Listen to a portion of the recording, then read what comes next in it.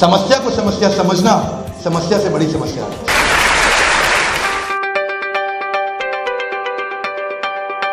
Hey, welcome back. I'm Vivek Bindra. I'm an international motivational speaker and a leadership consultant, CEO, coach. आप सबका बहुत बहुत स्वागत है।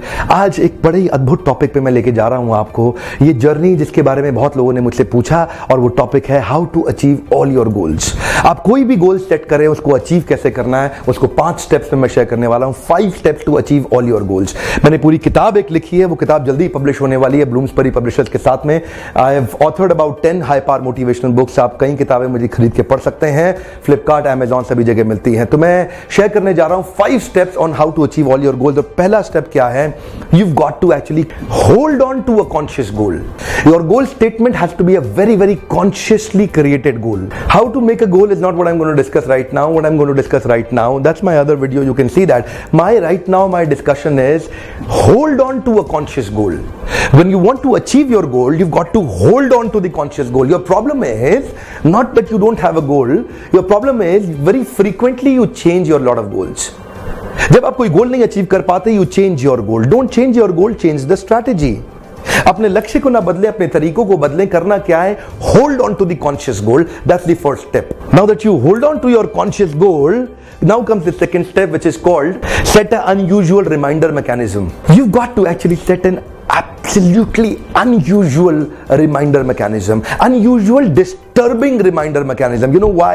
Because आप बार बार consciously अपने गोल को होल्ड नहीं करेंगे। आपकी आदत है अपने गोल को भूल जाते हैं। आप क्या, दुनिया के जितने 99% लोग हैं उनके बारे में बताया गया है कि they don't hold on to their conscious goal. What do they do is, या तो वो गोल नहीं बनाते, या बनाते हैं तो बार बार बदल देते हैं। So my request to you is hold on to a conscious goal and set an unusual reminder mechanism, ताकि वो गोल आपको बार बार याद आए। फॉर एग्जाम्पल, अपनी घड़ी को उतार के बाएं हाथ से आप दाएं हाथ में पहन लें, and when you wear your watch in a different hand, होगा क्या? अब आप जब समय देखेंगे तो आपको बड़ी तकलीफ आएगी, क्योंकि बार बार आप बायां हाथ देखते थे, अब आप दाएं हाथ से देखेंगे। So what happens is it will remind you कि आपको इस गोल को प्रैक्टिस करना है अपने जीवन में। डिस्टर्बिंग साइन पोस्ट लगा दे अपने रास्ते के अंदर, जहां से आप जाते हैं कुछ अजीब सा ऐसा लगा दें कि ताकि आपको मुड़ के जाना पड़े, जो आपको रिमाइंड करे आपको अपने गोल्स को प्रैक्टिस करना है। एक मिरर को आप कवर कर सकते हैं 80%। एक और एग्जांपल आपसे शेयर कर रहा हूं, आप अपने बाथरूम के शीशे को 80% कवर कर दें। आपको मॉर्निंग में शेव करते वक्त आपको टेढ़ा मेढ़ा होना पड़ेगा, उससे आपको तकलीफ होगा। वो आपको रिमाइंड करेगा आपको अपने गोल्स को प्रैक्टिस करना है। सेट सम अनयूजुअल डिस्टर्बिंग साइन पोस्ट। आप अपने मोबाइल के या डेस्कटॉप के वॉलपेपर को बहुत अनयूजुअल कर दें, अजीब सा रंग बना दें, जिससे आपको बड़ी तकलीफ हो पड़ते वक्त। आप अपने व्हाट्सएप के वॉलपेपर को चेंज कर दें और उसमें एक स्टेटमेंट लिख दें, जिससे आपके मैसेजेस को पढ़ने में आपको कठिनाई हो। द मोमेंट जितनी बार आपको रिमाइंडर मिलेगा, उतनी बार आप अपने गोल पे वापस जाएंगे। It is said if you practice your goal statement for 66 days, if you convert that into an actionable behavior for 66 days, वो आपके हैबिट में कन्वर्ट हो जाएगा। You might think कि इसकी जरूरत है क्यों? इसकी जरूरत है because psychologists say they talk about your hedonic adaptation. Hedonic adaptation का अर्थ क्या है? एक व्यक्ति के मेंटल पैटर्न्स इतने बार बार इतनी आसानी से सेटल हो जाते हैं, जब एक काम को आप 8-10 बार करते हैं तो उस काम के अंदर एंथुसियाज्म, एक्साइटमेंट और हैप्पीनेस रिड्यूस हो जाता है। सैलरी हाइक बढ़ने के बाद, आपकी सैलरी बढ़ने के बाद पहले 2 महीने तो आपको अच्छा लगेगा, उसके बाद आपके लिए बिल्कुल यूजुअल एवरेज हो जाएगा। इसी प्रकार कई बार देखते हैं, हम नया कपड़ा लेके आते हैं, नई गाड़ी पहली सैलरी से खरीद के लेके आते हैं, पहले 2 महीने तो अच्छा लगता है, उसके बाद सब सेटल हो जाता है। ये law of diminishing marginal utility के अंदर इकोनॉमिक्स में भी हम 12th स्टैंडर्ड में पढ़ते थे, जो बार बार आप यूनिट को कंज्यूम करते हैं तो यूटिलिटी डिराइड उसमें कम होती जाती है। आप गुलाब जामुन पहला खाएंगे अच्छा लगेगा, दूसरा खाएंगे ठीक लगेगा, तीसरा खाएंगे ठीक ठाक सा लगेगा, लेकिन 8वें 10वें गुलाब जामुन को खाने में आपको बड़ी कठिनाई आएगी। तो हीडोनिक अडैप्टेशन को अगर आप पार कर सके, उसको सरपास कर सके, और उसका उपाय क्या है? पहला स्टेप था hold on to the conscious goal, और सेकंड स्टेप रिमाइंडर बार बार दीजिए उस गोल को, ताकि आप एक्साइटेड रहें उस गोल के लेके। अभी आएगा तीसरा स्टेप। इसके अंदर आपको टाइमलाइन निर्धारित करना बहुत आवश्यक है। स्टेटमेंट बड़ा सिंपल है जिसको आपको भरना है, I will do what by when. Hey come on, one more time, I will do what by when, I will do what by when. मैं क्या करूंगा, कब तक करूंगा, क्या करूंगा, कब तक करूंगा। वो 5 एक्टिविटी और उसको टाइमलाइन देना पड़ेगा, ताकि आप उसको क्लोज कर सकें, उस समय के अंदर क्लोज कर सकें, निर्धारित समय में क्लोज कर सकें। आई will do what by when is important thing. ये जो आई will do what by when है, ये तभी सफल होगा जब आपके क्रिटिकल सक्सेस फैक्टर्स बन जाएंगे। क्रिटिकल सक्सेस फैक्टर्स ये वो होते हैं, यानी कि ये आपने 4-5 काम किए, आपको सक्सेस निश्चित मिलेगी। वो आपको आइडेंटिफाई करना है वो कौन से 5 काम हैं जो इतने क्रिटिकल हैं कि आपको करते ही सक्सेस मिल जाएगी। वो 5 कार्य आपको आइडेंटिफाई करने हैं। अगर आप पढ़ रहे हैं, आप स्टूडेंट हैं, आप कॉर्पोरेट में हैं, आप बिजनेसमैन हैं, एंटरप्रेन्योर हैं, हर एक के लिए क्रिटिकल सक्सेस फैक्टर्स बहुत महत्वपूर्ण है। कुछ चीजें ऐसी एक्टिविटीज जो बहुत महत्वपूर्ण है, उनको करते ही आपको सक्सेस मिलती है। वो क्रिटिकल सक्सेस फैक्टर्स आइडेंटिफाई करके आपको अपने टाइमलाइन एस्टैब्लिश करके उन एक्शनेबल्स को रोज करना है। Fourth step is very powerful, constant review mechanism with score board. Hey come on, constant review mechanism with score board. आपके पास हर एक्टिविटी को रोज आपको मेजर करना है, एक रिव्यू मैकेनिज्म तैयार करना है। तो ये क्रिटिकल सक्सेस फैक्टर्स को भी आपको मेजर करना है और क्रिटिकल सक्सेस फैक्टर्स के रिजल्ट्स को भी मेजर करना है। यानी कि दो प्रकार के स्कोर आपको अपने स्कोर बोर्ड पर डालने हैं। एक हो गया आपका एफर्ट स्कोर, एक हो गया रिजल्ट स्कोर। एफर्ट स्कोर को भी आपको कंट्रोल में लाना है, रिजल्ट स्कोर को भी कंट्रोल में लाना है। एफर्ट स्कोर वो है जितनी आपने मेहनत करी, रिजल्ट स्कोर में वो आएगा जो आपका आउटपुट निकल करके आया। फॉर एग्जांपल, कितना मेहनत किया और कितना रिजल्ट आया, ये दोनों अलग अलग तरीके के स्कोर होते हैं। उदाहरण के रूप में आपने कितना ट्रेडमिल पे भागे, ये एफर्ट स्कोर है। कितना वजन कम हुआ, वो रिजल्ट स्कोर है। आप क्रिकेट का मैच खेल रहे हैं और 5 ओवर में 30 रन चाहिए, तो आपको 6 बॉल पर ओवर मारने हैं, ये एफर्ट स्कोर है। 30 रन पूरे हो गए, वो रिजल्ट स्कोर है। आपकी गाड़ी बार बार खराब हो रही है, वो आउटपुट रिजल्ट है। आप कितनी बार नियमित रूप से उसकी सर्विस करा रहे हैं, वो एफर्ट है। अगर आप एफर्ट को कंट्रोल कर लेंगे तो रिजल्ट अपने आप कंट्रोल में आ जाएगा।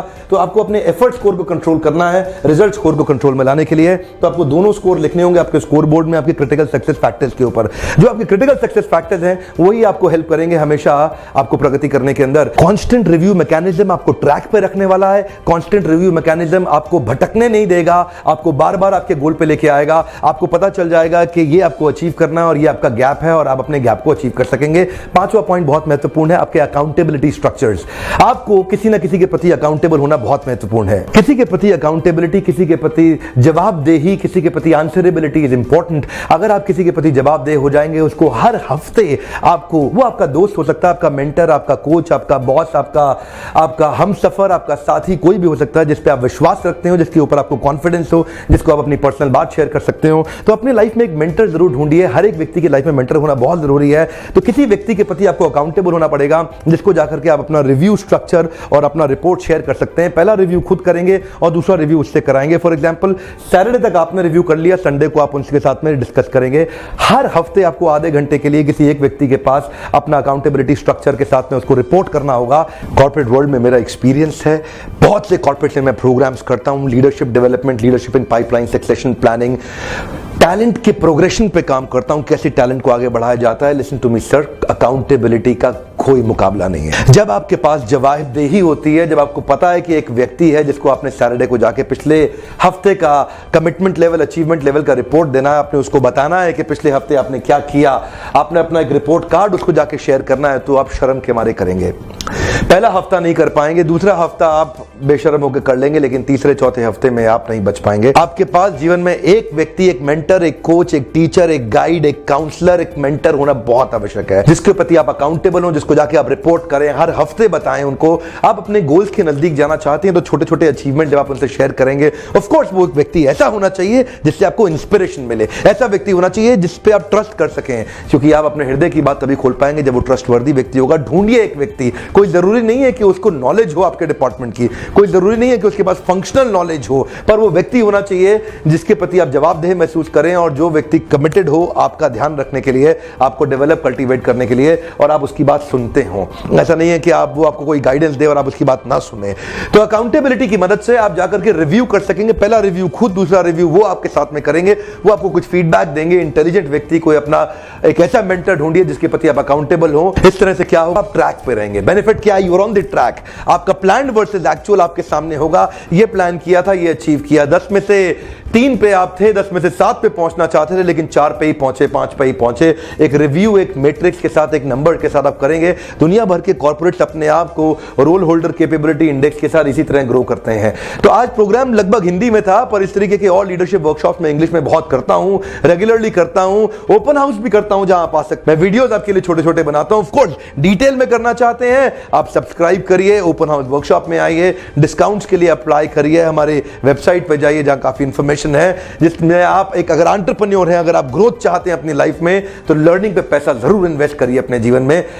वीडियो देखने के लिए बहुत बहुत धन्यवाद। अगर आपको अच्छा लगा, किसी और को फायदा हो तो शेयर भी कर दीजिएगा।